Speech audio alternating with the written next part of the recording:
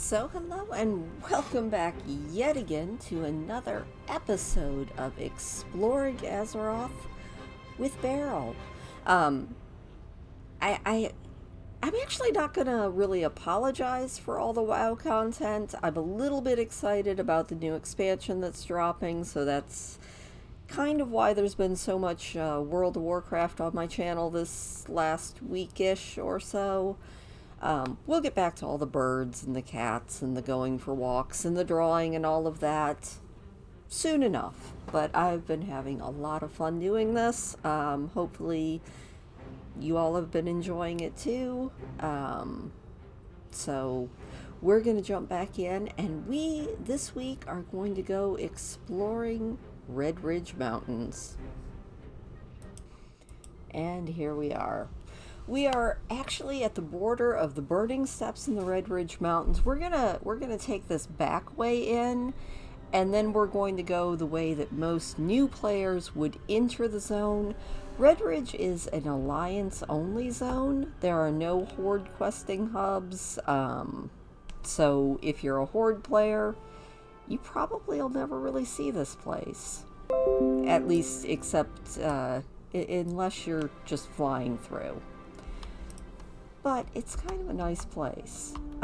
This is kind of I was going to say safer way in, this back route through the Redridge Pass, but it's really not safer because it takes you through a very high level area. There are no dungeons in Redridge, but there is one area that is full of elites and kind of hard to get through. Also, if you keep going that way, you will end up in the Swamp of Sorrows, which is a really cool zone that we will get to soon enough. In fact, the Swamp of Sorrows has a few interesting areas to it. But yeah, you will end up, if you go through the storyline in the Redridge Mountains, your ending quests will have you up against a lot of elites. This questing area also has a really fun storyline that kind of introduces you to an iconic Alliance character of John J. Keeshan, and we'll meet him soon enough. But he actually has a slightly tragic backstory, and I didn't realize. I always thought he was based on the A-Team. Sorry, my voice just cracked with that. And he actually doesn't. He's actually based on Rambo, which I didn't know, so I got to learn something new. This is usually the way you will come in. As you come in or out of Redridge, if you come in correctly, these sentries will let everybody know that you have arrived. It's kind of fun. But you arrive here at Three Corners, and there's your typical, fetch and carry quests. Now, if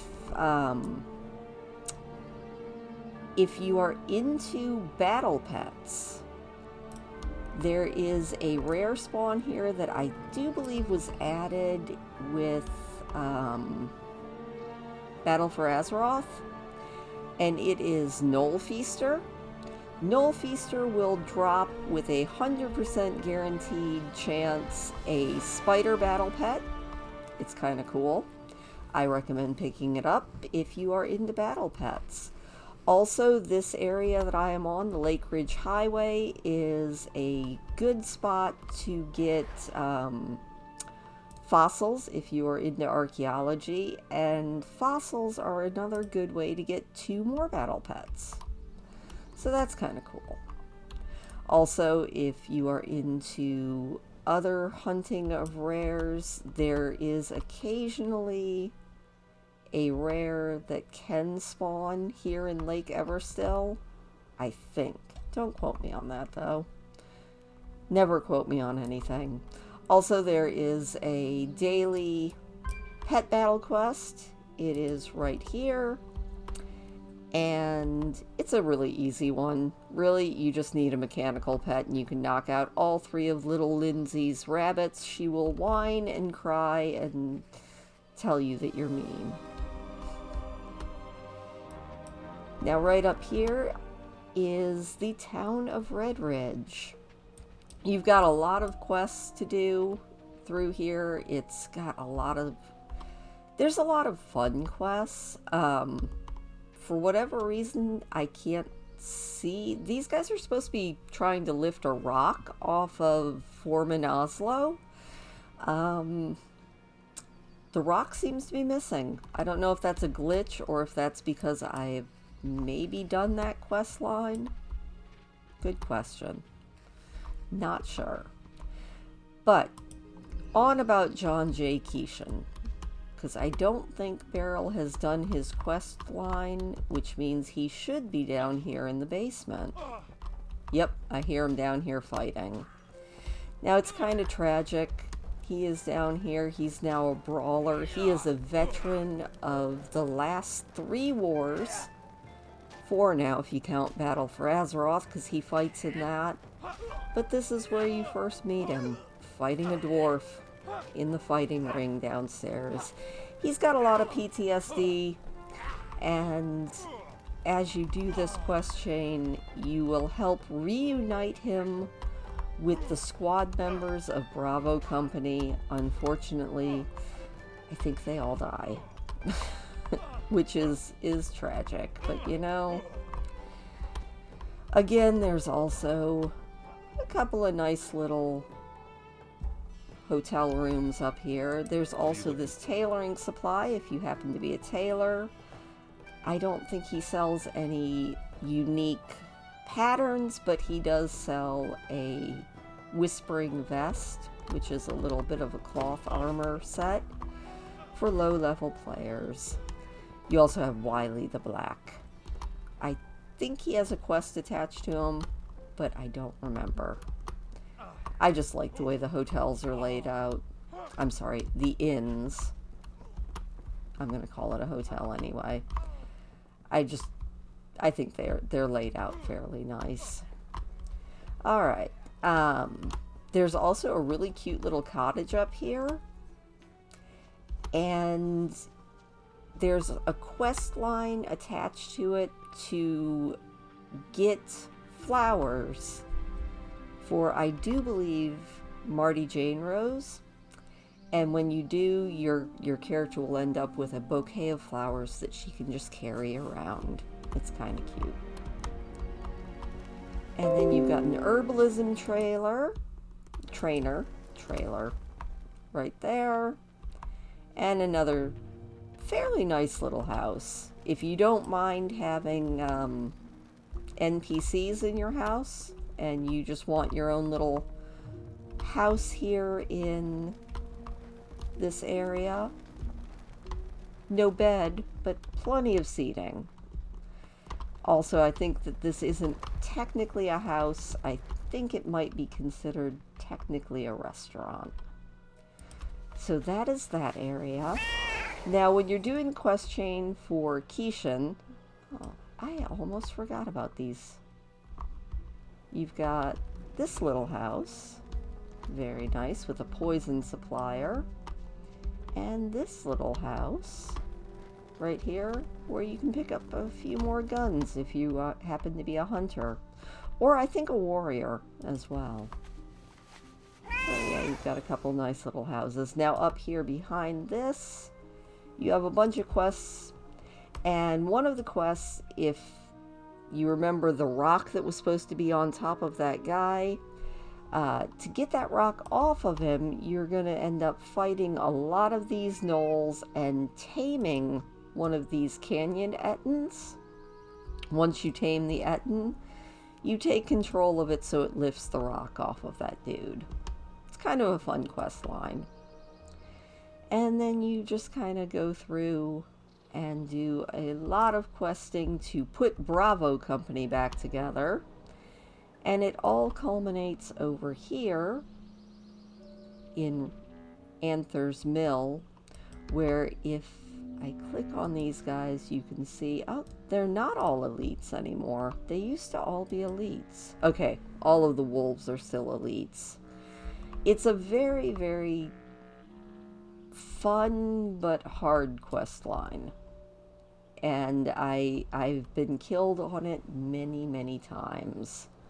Also, another hard but fun quest line takes you up into this keep here, Stonewatch, which there isn't much to this keep anymore.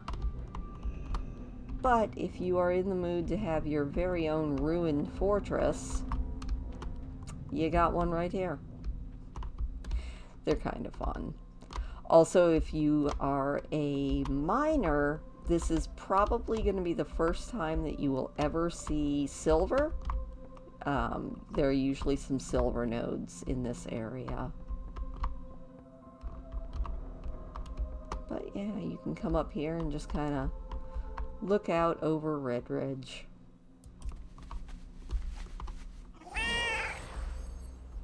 So that's honestly about it. I don't know too much as far as secrets of Redridge.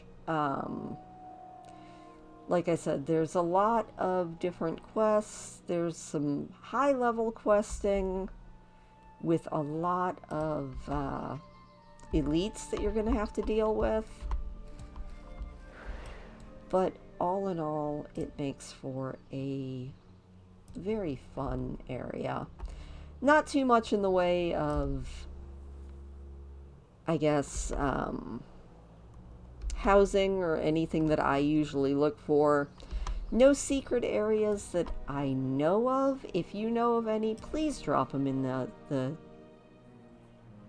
what is that called? Comment section down below, because I always do like learning. You're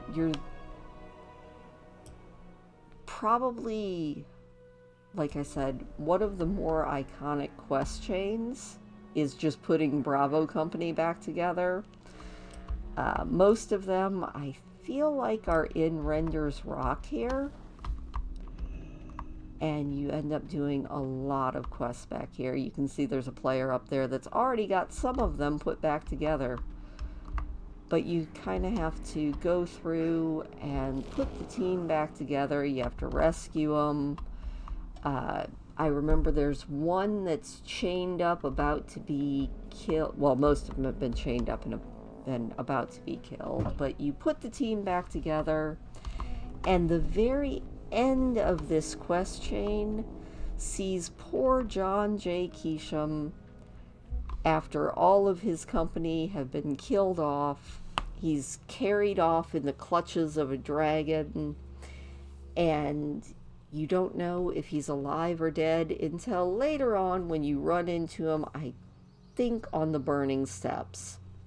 Then you see him again in Legion, periodically in the Legion expansion, and then you see him again in Battle for Azeroth, where he makes some good friends of Chandra's Feathermoon, a night elf, and he also, I do believe, bonds with Kelsey Steelspark, a gnome, over their shared love of knives. But yeah, his story is, the more I dug into it, the sadder it made me, because he was meant to reflect Rambo and a lot of the tragedy that comes from people who have been in war and come back and have to deal with the PTSD that follows a lot of combat. So, a very thoughtful character. But yeah, other than that, there really isn't too much in Redridge that's a hidden area. You know, there's a lot of fun quests. There's a lot of cool stuff, but nothing that I could find that was like a secret. So I think that's actually where we're going to leave it. This one felt really, really short. I kind of apologize for that, but I guess they can't all be super long. Our next episode of Exploring Azeroth will be a little bit longer, maybe, because we are going into Elwyn Forest, and we're gonna dig around in there and see if I can find anything interesting, although, well, I do know of a few interesting little things in there.